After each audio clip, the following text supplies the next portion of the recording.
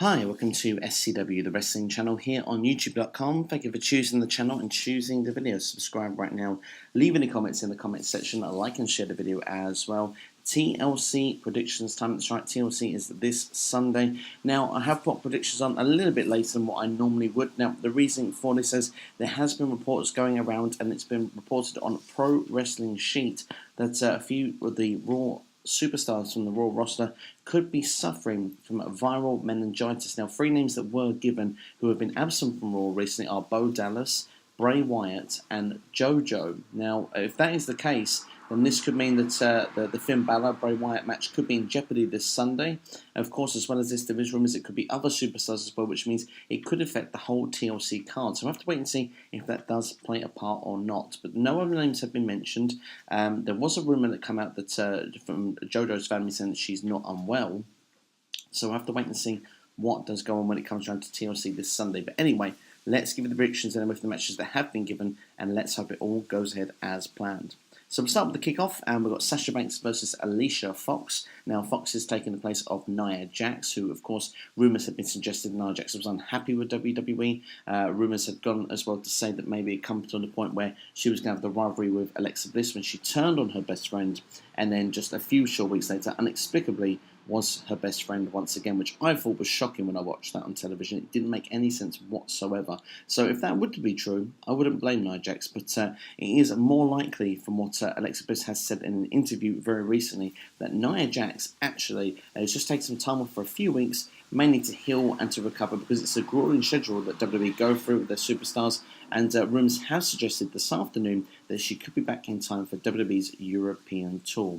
But anyway, going to the match at hand, I would have gone for Nia Jax if it had been on Nia Jax versus Sasha Banks, but as it's Sasha Banks versus Alicia Fox, this for me is a nothing match. Sasha Banks for the victory.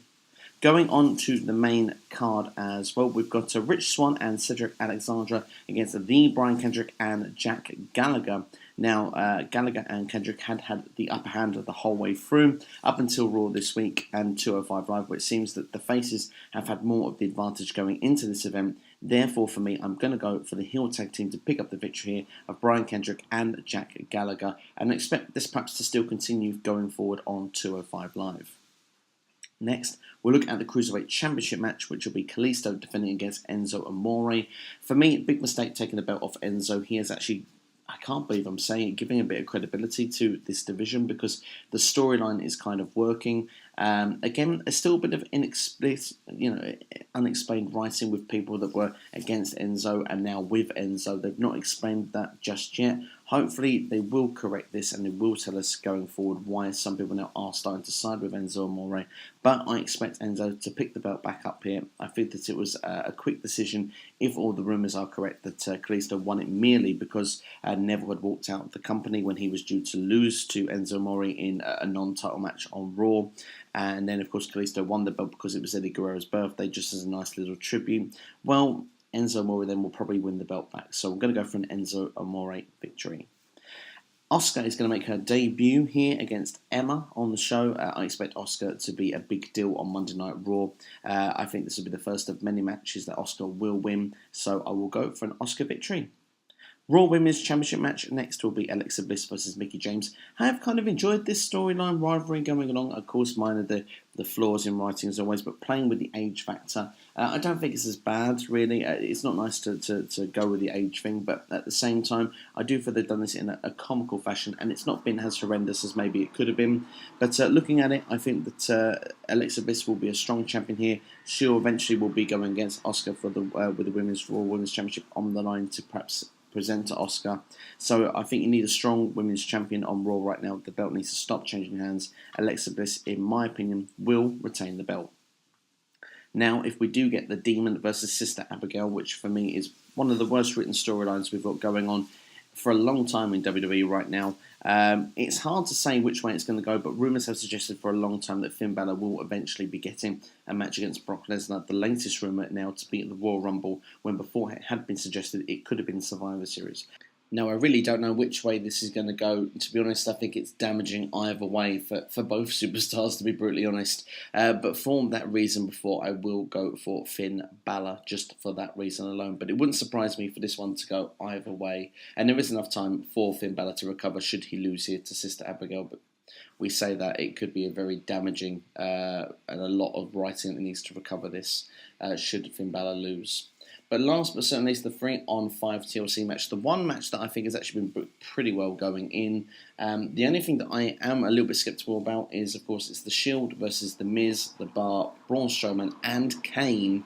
Is that if the Shield win here, they've beaten 5 guys and 5 heels on the roster, immediately will lose credibility because they have the numbers advantage. The Miz generally is putting himself into a main event pitch here, which is very nice to see. Braun Strowman really shouldn't need extra partners to win matches. He's beaten 2 Shield members on his own recently. So for me here, some smart booking needs to be done here to make this one work. But I believe that what should happen is that the heels, in my opinion, should win.